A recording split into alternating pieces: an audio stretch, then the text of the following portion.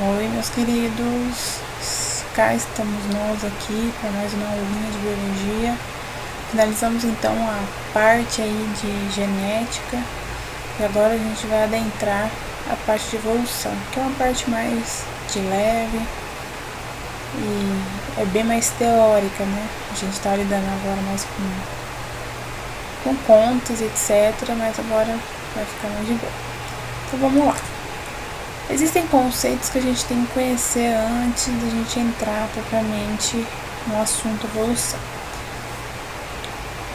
O conceito assim, principal, né, desse assunto que a gente vai começar a discutir é a adaptação, né? Então a gente vê, um é mais apto que o outro, um é mais adaptado que o outro, mas o que seria essa adaptação, né? A adaptação é a capacidade que aquele organismo vai ter, né? A capacidade que ele desenvolveu de sobreviver naquele ambiente com você produzir, certo? Então a capacidade é isso. A adaptação é isso. A adaptação do animal é a capacidade que ele tem de sobreviver e reproduzir no ambiente que ele vive. Por exemplo, aqui nosso queridíssimo urso polar, né? Então ele está super bem adaptado ao Polo Norte, né? A ambientes extremamente gelados, né? Exatamente porque ele tem, né, uma super camada de gordura, né, que é um isolante térmico, além também de muito pelo, né? Então, a gente pode perceber que ele tem características, né, ele tem uma capacidade que permita com que ele sobreviva nesse ambiente, certo?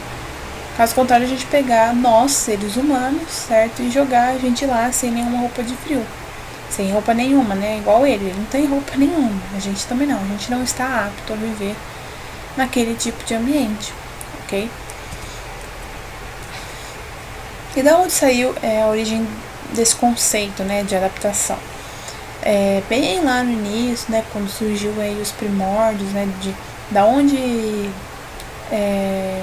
surgiu o primeiro ser vivo, como que ele surgiu, como que ele muda. Então houveram várias teorias ao redor dessa ideia, né, do que é o organismo, como ele surge, como se desenvolve. E Aristóteles, né, foi um grande apoiador dessas teorias iniciais. E vocês têm que saber que antes da evolução existia, né, o fixismo e o criacionismo. São essas teorias. O que seria cada uma delas, né? O criacionismo é uma ideia de que um criador, um indivíduo, uma força maior, criou os animais, as plantas. Então, existe uma entidade divina, certo? Que já criou esses indivíduos já adaptados àquele ambiente, ok? Por isso que fala do criacionismo, né? Da criação a partir de uma entidade divina e o surgimento de culturas, ok? O fixismo, ele vai mais ou menos por essa linha e ele acredita que os seres vivos, os organismos, eles não mudam ao longo do tempo, ou seja, eles são imutáveis, né? Então, tá aí já na palavra fixismo, fixo, né? A característica não muda, o organismo ele permanece do jeito que ele é ao longo do tempo, ok? Então, essas duas ideias iniciais, né, de tentar explicar como que aquele indivíduo é apto e por que, né, aparentemente, né, eles não tiveram um tempo aí suficiente para ver se aquele organismo sofre algum tipo de mudança ou não. Então, fixismo, criacionismo. Porém, né, como qualquer início de ideia, qualquer estudo, a gente tem inúmeros cientistas envolvidos nisso, né? Então, existiram, né, estudiosos, né, pesquisadores que notaram que o planeta Terra em si, o planeta Terra, passava por mudanças, né? Então essas pessoas cientistas, né, principalmente os geólogos, eles começaram a notar algumas mudanças no planeta Terra. Então, né, no século XIX, né, esses pesquisadores, geólogos, naturalistas, eles pensavam assim: já que a Terra sofre mudanças,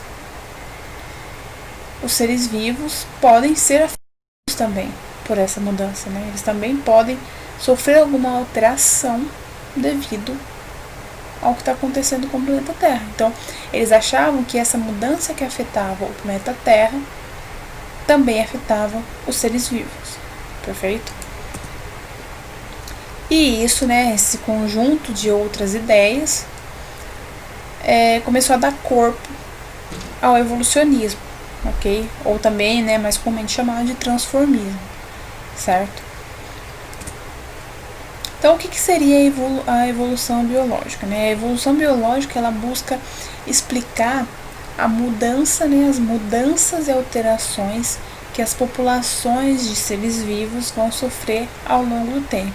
Lembrando que a gente não está falando de um único indivíduo, de um único organismo, de um único urso polar.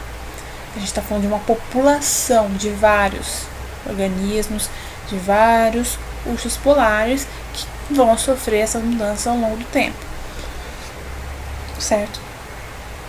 A evolução biológica é um estudo, né? Não foi, mas ele é um estudo que vai permitir a gente esclarecer e construir as relações de parentesco entre as espécies, né? Por que uma é parecida com o outro. Então, a gente consegue esclarecer isso, ok? E também ajuda, né, a evidenciar algumas alterações ambientais que atuaram aí na história evolutiva das espécies. Algumas evidências da evolução biológica, né? Como comprovar que aquilo aconteceu. Os fósseis, né? O fóssil é a principal, assim, vamos dizer, né? Eu acho que é uma das principais e a mais famosa evidência de que a evolução realmente aconteceu e acontece. Então, o que seria a evolução, né? A evolução é... O que seriam os fósseis? Os fósseis vão ser restos ou vestígios de seres vivos que viveram aí, né, em épocas passadas, né, muito tempo atrás. Então,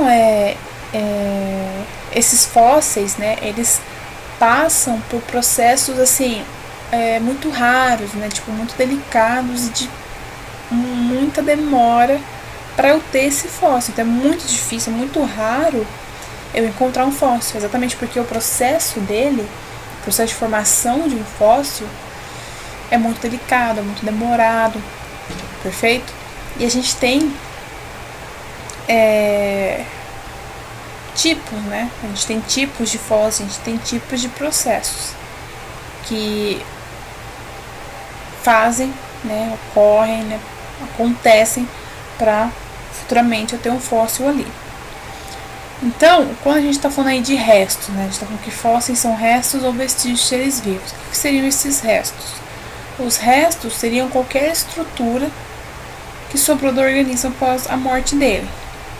Então, por exemplo, a gente tem aqui um fóssil de um réptil, né, vamos dizer, uma tartaruga, provavelmente uma tartaruga. Ela foi, então, né, provavelmente ela morreu, certo, em algum local, foi soterrada, certo?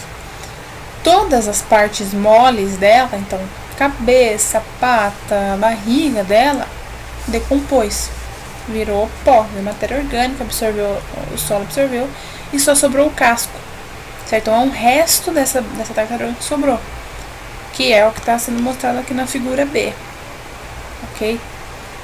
A figura C é o âmbar, né? Então, se a gente lembrar lá do filme Jurassic Park, né, ele mostra até uma bolinha, né, com um mosquitinho dentro. Então, isso é um tipo de fóssil que é conservado em algum tipo de substância vegetal, por exemplo, o âmbar.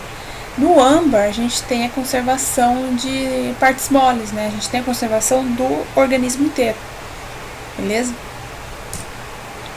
E os vestígios? Os vestígios, o que seriam esses vestígios? São algum tipo de lembrança, né? Lembrança ou impressão que o ser vivo deixou ali no local em que ele vivia. Então, se a gente pensar, por exemplo, existem solos que são mais almofadados, mais moles.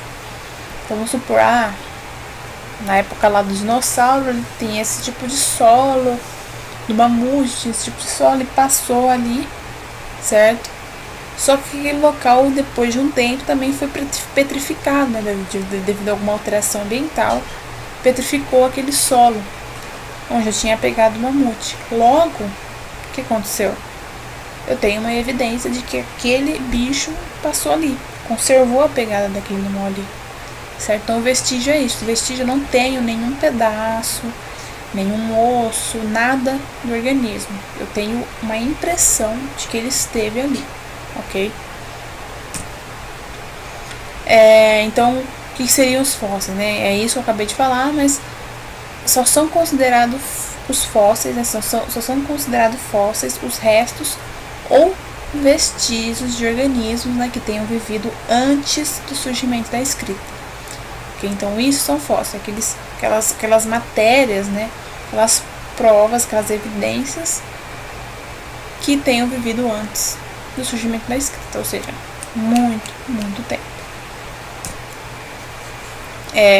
Então, os fósseis, eles constituem uma grande evidência, né, de que a vida se modifica ao longo do tempo. Então, quando a gente for falar de Darwin, por exemplo, né, ele encontrou fósseis de um tatu gigante, né, que é muito semelhante ao tatu que a gente tem hoje.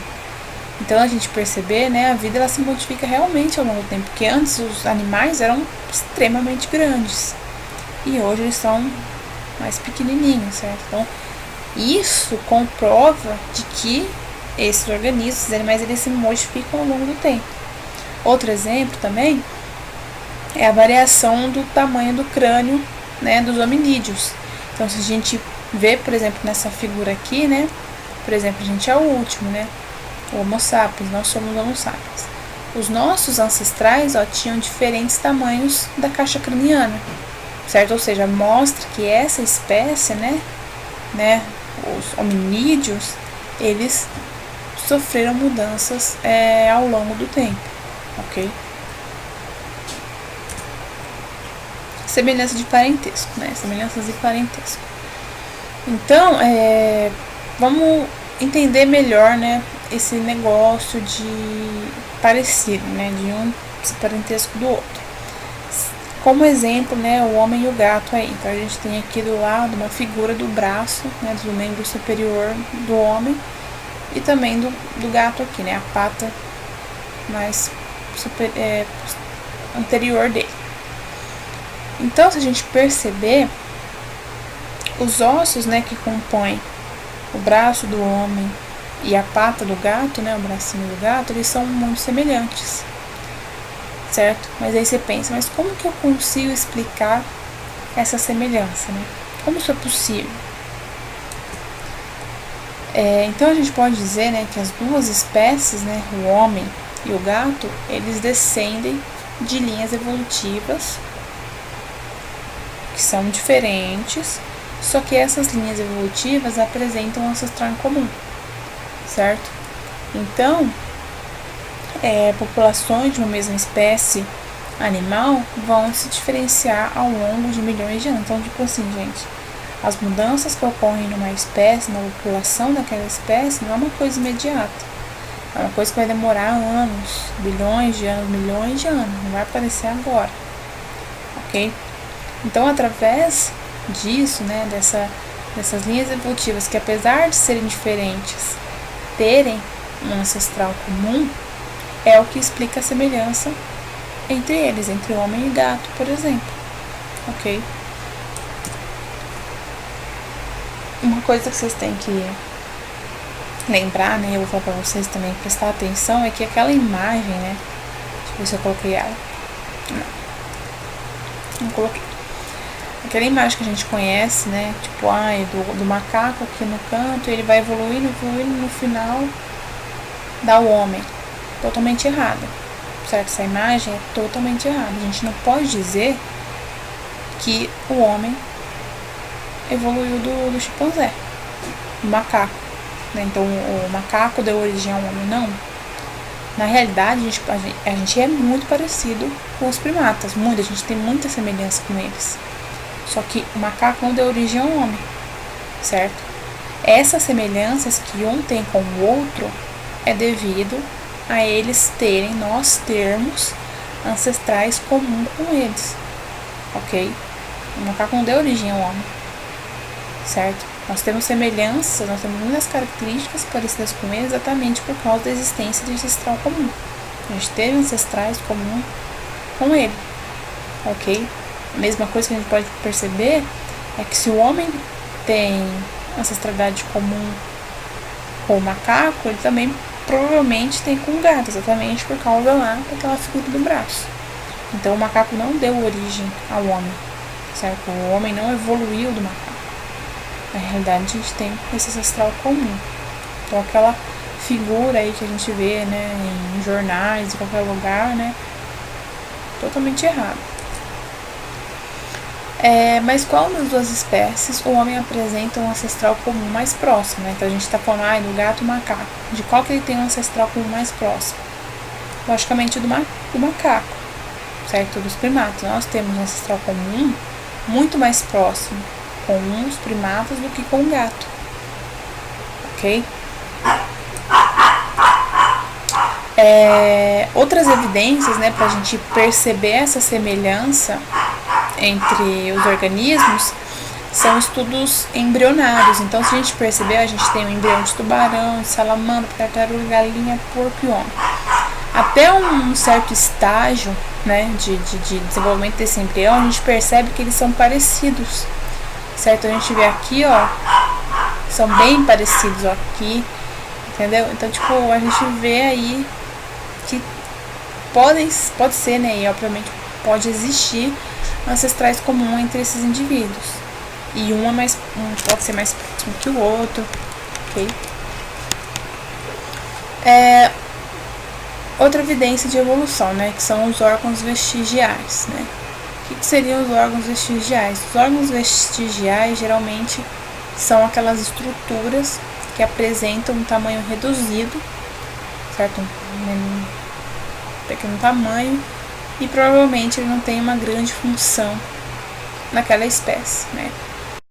A gente tem o mais conhecido aí, é o apêndice, né? Então a gente tem um apêndice ali, que é pequenininho, reduzido, e também não tem grande função no organismo humano, né? Então ele é um órgão vestigial, ele é um órgão e é vestigial porque ele é reduzido e não apresenta função nenhuma. Só que esse apêndice, ele é um órgão vestigial nos seres humanos, só que nos herbívoros não.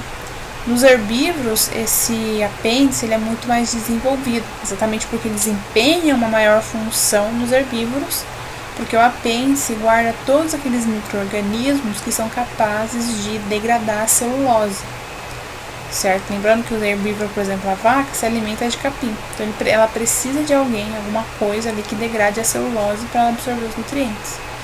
Então, o apêndice é atrofiado, vamos dizer assim, menos desenvolvido nos seres humanos e mais desenvolvido nos herbívoros. Entrando de fato nos grandes destaques aí da evolução, né? Começando pelo Lamarck, né? Então Lamarck, aí, Jean-Baptiste Lamarck, né? Ele publicou um livro também chamado Filosofia Zoológica em 1809, e ele acreditava muito que o ambiente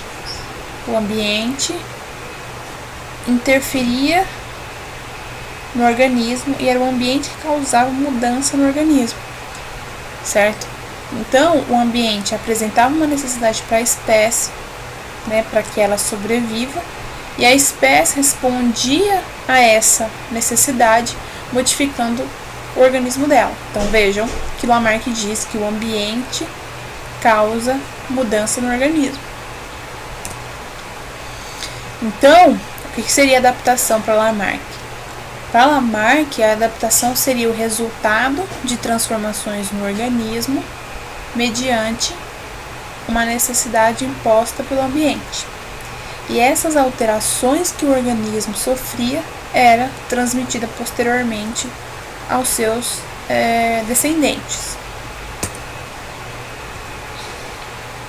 Ele teve duas ideias centrais, né, que vai ser a lei do uso e desuso e a lei dos caracteres adquiridos, que a gente vai ver posteriormente.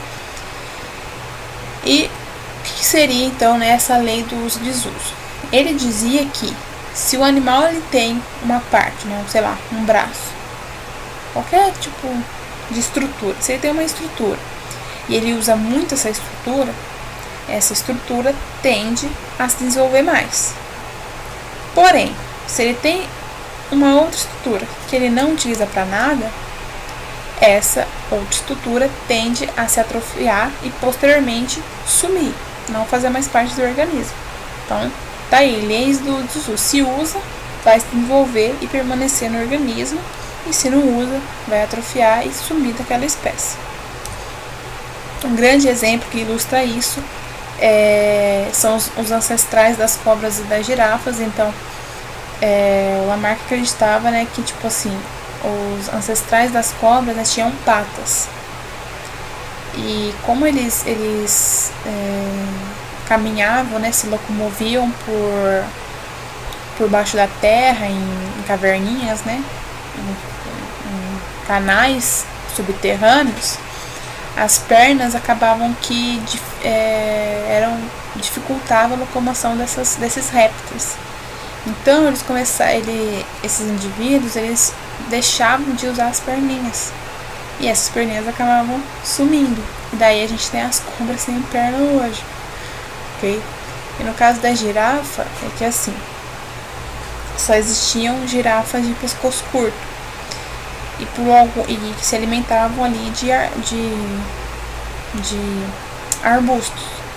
Por alguma ocorrência assim do ambiente, né, interferiu na existência de arbusto, e aí só tinha espécies arbóreas, e aí essas girafas de pescoço curto esticavam e ficavam tentando esticar o pescoço para chegar na árvore. Chegou uma hora que atingiu aí uma altura acessível às folhas, e ela ficou com o pescoço longo. Então vejam que em ambas as situações o ambiente influenciou para que aquele organismo sofresse uma mudança, para que ele sobreviva. E a lei da transmissão dos caracteres adquiridos. Então Lamarck dizia que qualquer mudança, qualquer modificação que o organismo sofria, essa modificação era transpassada, era transmitida aos seus descendentes. Então, por exemplo, se você em casa perde um dedo, de acordo com Lamarck, seu filho vai nascer sem o dedo. Sim. Se você faz uma tatuagem, vai nascer com uma tatuagem. Então, era mais ou menos essa ideia, mas eu vou dar com exemplos mais práticos, né?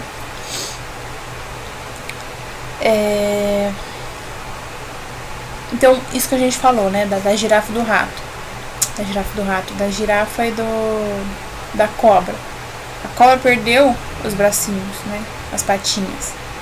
Então, ela passou isso para o seu descendente. Ela criou um descendente que não teve membros locomotores. Sofreu uma modificação que foi passada. Mesma coisa das girafas, certo? Então, essa é a lei dos caracteres adquiridos. Adquiriu uma nova característica que foi transpassada aos seus descendentes. Só que esses estudos que o Lamarck fez não tinham uma base muito forte, né? Tinham várias falhas, então não foram ideias que resistiram aos avanços científicos, né? Porque os avanços científicos começaram a mostrar que aquilo que o Lamarck estava propondo não fazia muito sentido, não tinha como aquilo acontecer. Tanto que teve um cara aí, um biólogo, né, chamado Weissman, que ele trabalhou com ratos para ver se o que Lamarck dizia era realmente verdadeiro. Então ele pegou aí uma geração de ratos, né, cortou esses ratos e colocou eles ali para cruzar. Se o Lamarck, né, tivesse certo, o que teria acontecer? Os filhotes desses camundongos, né, desses ratos que tiveram as caudas cortadas, tinham que nascer sem cauda. Lei dos caracteres adquiridos, né? Cortei ali o rabo do ratinho, cruzou, o fiote dele tem que nascer sem rabo. Só que a experiência que ele fez mostrou ao contrário disso, né? Mesmo que ele tenha cortado a cauda dos camundongos, os descendentes nasceram com caudas normais. Logo, ele conseguiu ver que aquilo que o Lamarck dizia da lei dos caracteres adquiridos não fazia sentido. Darwin. Então, Isso foi o que Lamarck fez, né? Durante os estudos dele, infelizmente, né, não deram tanta... Durante um tempo, deram credibilidade, né? Validaram as ideias dele. Só que depois, infelizmente, não deu, né? Aí vem o Darwin, né? Então, nós sabemos aí, nós ouvimos muito falar que o queridíssimo Darwin, ele participou aí de uma expedição, né, que deu uma volta ao mundo, né? Ele viajou para vários lugares. E durante essa viagem aí, ele passou por Galápagos, né? E inclusive ele passou pelo Brasil também. Então, lá nessas ilhas de Galápagos, né, ele observou os tentilhões, né, as aves. Ele viu, né, que nas ilhas de Galápagos, essas aves apresentavam bicos diferentes. Aí você pergunta, mas como? Por que uma mesma espécie, porque para ele era uma mesma espécie, uma mesma espécie de aves apresenta bicos diferentes, né? Aí ele ficou pensando, ele olhou assim, aí ele viu que possivelmente era porque a fonte de alimento para ambas essas aves era diferente. Então, as que têm um bico mais fininho, né, conseguiam adentrar em cavidades nos troncos e comer os insetos. As que tinham um bico mais grande, mais robusto, né, conseguiam mastigar, né, se alimentar de sementes mais duras. As que tinham aí um bico mais médio conseguiam se alimentar de sementes mais molinhas. Então, ele viu que quando tem uma variação na fonte de alimento, tinha uma variação do bico dessas aves. Aí foi o primeiro estralo aí que o Darwin teve. É lógico, né, que a gente está vendo aqui em 1859 ele publicou aí o livro dele de Origem das Espécies, só que bem antes disso ele adquiriu inúmeras evidências e inúmeras ideias, né, que colaboraram para que ele construísse a teoria evolutiva dele, ok? E além disso, ele se inspirou em várias obras também. Uma delas foi do Malthus, né? Então, o Malthus dizia que o crescimento populacional era uma progressão geométrica, enquanto que a produção de alimentos era uma produção aritmética. Então, uma hora a gente ia ter uma saturação, a gente tem um crescimento tão grande de populacional que a gente não ia ter alimento suficiente para todo mundo. Então, provavelmente iria ocorrer uma competição de recurso alimentar. Então, esse conceito ele pegou e aplicou nos animais, né? Porque quando os animais não têm um recurso suficiente naquele ambiente, eles entram em conflito, eles entram em competição, certo?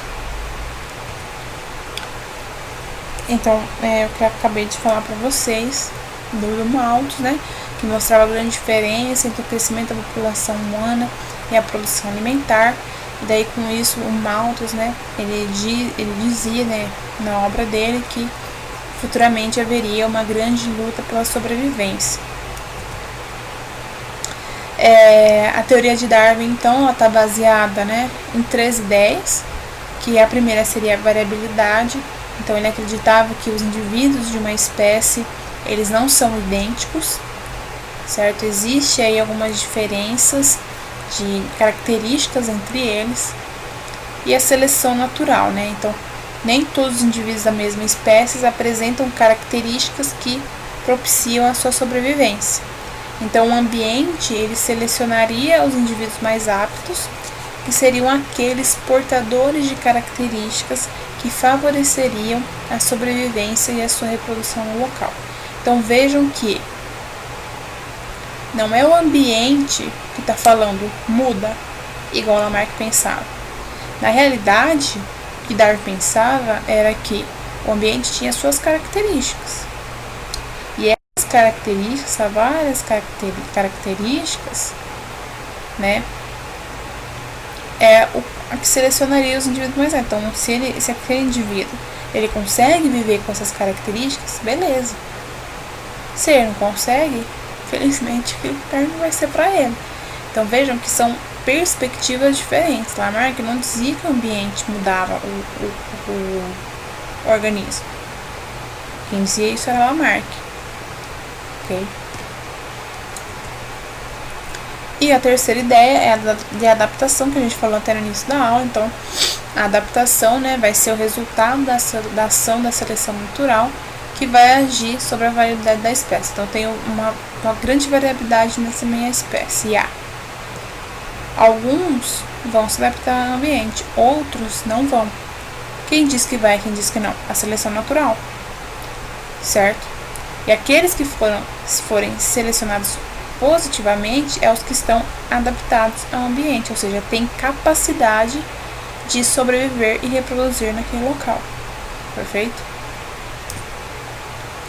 Então, por exemplo, né, as orelhas do coelho, né, o Lamarck, né, acreditava que os coelhos, eles tinham as orelhas grandes, né, porque eles tinham que ouvir mais alto, então as orelhas vão crescendo, crescendo, crescendo. Só que para Lamarck, o que acontecia? Na população de coelhos, eu tinha coelhos de orelha mais pequena e coelhos de orelha mais grande.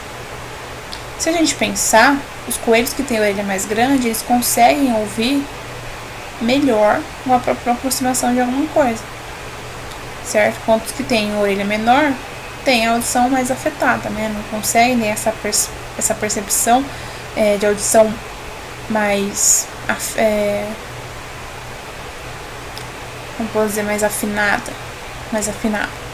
Então, o que a gente pensa? Quando um coelho de orelha longa, de orelha grande, percebe a aproximação de um predador, foge.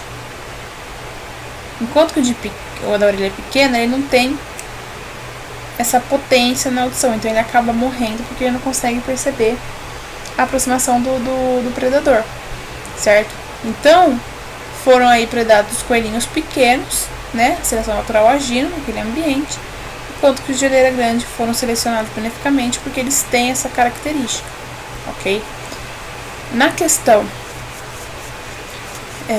do pescoço comprido da girafa, né, que a gente viu na Lamarck, para o Darwin era também questão de seleção natural. Então a gente tinha girafas de pescoço pequeno e tinha girafas de pescoço grande. Então as que tinham pescoço grande conseguiam se alimentar, tinham uma maior fartura de alimentação, enquanto que as de pequeno não. Então a gente vê aí o que está acontecendo, né? As que têm pescoço pequeno consequentemente não vão sobreviver e as grandes vão conseguir sobreviver. Então elas estão sendo selecionadas beneficamente. A característica do pescoço longo está sendo selecionada positivamente, ok? Então, a gente tem aqui a figurinha para ilustrar, ó. Só que mais recentemente, né, foi sugerido que o pescoço, o tamanho do pescoço das girafas, né, não tem essa de alimento aí, nem de usar mais. Na realidade, a maior ocorrência, né, de girafas com pescoço longo foi porque essa característica, né, é utilizada na disputa por fêmeas. Então, eram dois machos, né? Então, vamos supor que eu tenho um macho de pescoço curto, um macho de pescoço longo, então ele disputando por uma fêmea, eles batem a cabeça, né? Então o pescoço funciona como uma alavanca, como um impulso para dar a cabeçada no outro. Então, nisso, o de pescoço longo ganha, certo? Então, por isso que vai ser selecionado beneficamente. E essa característica de pescoço longo vai ser passada posteriormente, porque ele ganha essa competição por fêmea. Perfeito? Aqui, ó, por exemplo, é mais ou menos isso que acontece, gente. Então, as semelhanças entre a teoria de Darwin e Lamarck, né? Então, ambos aceitam como fundamental a adaptação das espécies ao meio e a importância do ambiente na evolução das espécies. No entanto, para Lamarck, o ambiente apresenta as necessidades e o organismo se esforça para se adaptar, e para Darwin, o ambiente seleciona os indivíduos mais aptos, ok? Então, para Lamarck, todo mundo vai mudar. Só que para Darwin, vão ser selecionados aqueles que são mais aptos àquele local. Apesar, né, de todo o avanço aí que o Darwin teve na evolução biológica, os estudos dele também teve alguma falha. Então, o Darwin não conseguia explicar como aquelas características, né, eram transmitidas aos descendentes. Então, ele não conseguia botar no papel e falar como que aquela variabilidade acontecia. Então foi quando descobriram, né, tiveram contato, aí não Darwin, mas pesquisadores posteriores mais para frente tiveram contato aí com os estudos do Mendel e conciliaram, né, a evolução com a genética. Então, quando a gente tem a genética, a gente consegue explicar a grande variabilidade de fenótipos que a gente tem numa população, certo? Então, quando fizeram essa síntese, né, da evolução com a genética, surgiu o neodarwinismo. Então, através da genética, a gente consegue explicar, né, o surgimento dessas características, o surgimento dessa variabilidade. Então a genética ela vai conseguir explicar, né, as mutações, né, consequentemente essas mutações podem ter gerado outras características e as recombinações gênicas, né, que acontecem lá naqueles processos de divisão celular, lá na meiose, o crossing over. Então tudo isso vai dar mais força e mais corpo às ideias de evolução de Darwin. Então, ó, a gente tem a variabilidade que ele sabia, na variabilidade as recombinações gênicas atuam e as mutações também atuam. Só que, como eu tenho uma variabilidade grande, eu tenho indivíduos aptos, indivíduos não aptos, a seleção natural atua nisso e diminui a minha variabilidade, selecionando aqueles que são mais aptos àquele ambiente, certo? Então, a seleção natural atua na minha variabilidade, selecionando aqueles que são mais aptos ao ambiente, ok?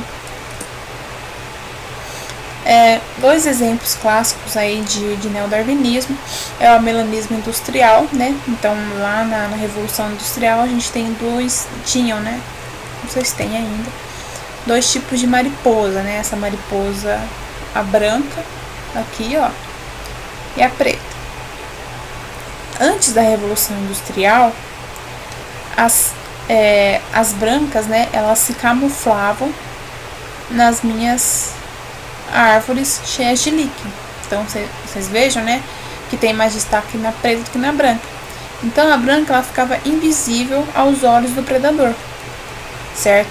Então, o que a gente pode concluir? Que a característica da cor branca está sendo selecionada positivamente naquele ambiente. E a preta, infelizmente, está sendo toda predada pelos pássaros, né? Está sumindo mariposa preta daquela população, e você só branca. Só que quando veio, né, a Revolução Industrial, quando aconteceu a Revolução Industrial, tinha muita fuligem no ar, que acabava escurecendo, né, matando os líquens da minha árvore. Então, o tronco da árvore ficava preto por causa da fuligem. Logo, os papéis inverteram. Então, a característica da minha mariposa ser preta na Revolução Industrial favoreceu, porque o predador não via o preto, mas viu o branco. E aí as mariposas brancas começaram a ser predadas de forma mais frequente do que a preta. Então vejam que eu tenho uma variabilidade aí de característica na população, que é explicada através, né, ou de uma recombinação gênica ou de uma mutação, e a seleção natural atuando nisso e selecionando o mais apto, ok? E o segundo é a resistência aos antibióticos. Então a gente ouve muito dizer que a bactéria é super resistente, antibiótico, ela tá, mutação. A gente tem que ter na cabeça que os antibióticos, eles não causam mutação nas bactérias. Não causam, certo? Não causam, gente. Não são eles que estão transformando, né, mutando as bactérias. Na realidade, se eu tenho uma população de bactérias, eu tenho mutações ocorrendo aleatoriamente, espontaneamente ali. Tanto que acontecem mutações aleatoriamente, espontaneamente na gente também. Então está acontecendo na bactéria. Também elas estão sofrendo mutação. Então, na minha população de bactérias, Eu tenho bactérias mais resistentes e bactérias mais fracas, certo? Então, quando eu uso antibiótico, vai matar parcialmente todas, maioria todas, pode ser que sobra uma resistente, por exemplo, ok? Quando eu uso antibiótico, eu tô toda hora selecionando as mais resistentes, então vejam que o uso indiscriminado, né, e não recomendável de antibióticos seleciona bactérias resistentes para ação resistente aos antibióticos. Por isso que eu não posso usar de qualquer forma um antibiótico e também não posso interromper um tratamento de antibiótico. Eu estou selecionando, sou eu que estou selecionando essas bactérias resistentes, certo? Então, é a mutação que transforma aquela bactéria resistente ao antibiótico. Não é o antibiótico que causa transformação, que causa mutação na minha bactéria transformada resistente, beleza? Beleza. Então, gente, eu acho que é isso. A aula de hoje. Cliquei no negócio errado aqui, perdoem. Essa semana estarei no plantão e darei tópicos especiais de evolução, certo? Todo o material vai estar no Drive. Faça os exercícios. Qualquer dúvida, me chamem aí, vamos conversando, ok? Grande abraço para vocês. Boa semana aí e bons estudos.